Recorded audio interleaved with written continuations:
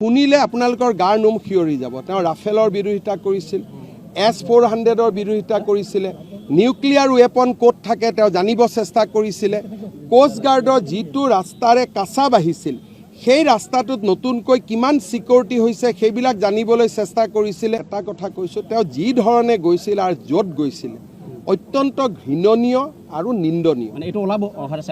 মই ৰেডি হৈ আছোঁ। অত্যন্ত ঘৃণনীয় আৰু নিন্দনীয় জাগাত তেওঁ গৈছিলে। যিখিনি কথা এতিয়া কৈ আছে মানে মই ক'লো নহয় যে মোদী ডাঙৰীয়া য'ত গৈছিল ৰাষ্ট্ৰৰ কামত গৈছিলে, তেওঁ য'ত গৈছিলে পাকিস্তানৰ কামত গৈছিলে।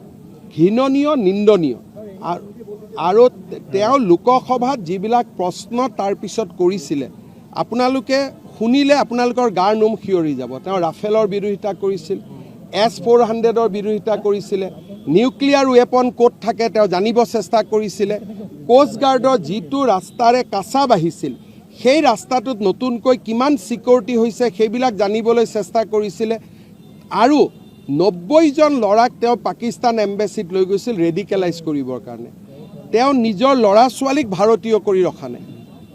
এতিয়া কৈছে মোৰ সৰু ল'ৰা ছোৱালী, সৰু কাৰণেতো আপুনি চিটিজেনশ্বিপটো পৰিৱৰ্তন কৰাব নালাগে।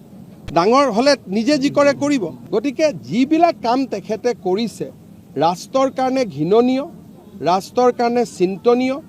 আৰু মইতো নিশ্চিত যে 10 ছেপ্টেম্বৰত এই ঘটনাবোৰ দিয়াৰ পিছত তেওঁৰ পৰিবাৰৰ পাছপোৰ্ট কেঞ্চেলো হ'ব আৰু বহুত কিবা কিবি একশ্যন হ'ব। কাৰণ এই ভদ্ৰ মহিলাগৰাকীয়ে ভাৰত আৰু পাকিস্তানৰ মাজতে 19 বাৰ অহা যোৱা কৰিছে সেই সময়ত 19 টাইমছ, আৰু মেক্সিমাম খোজকাঢ়ি আৰু নহ'লে নেপালেদি।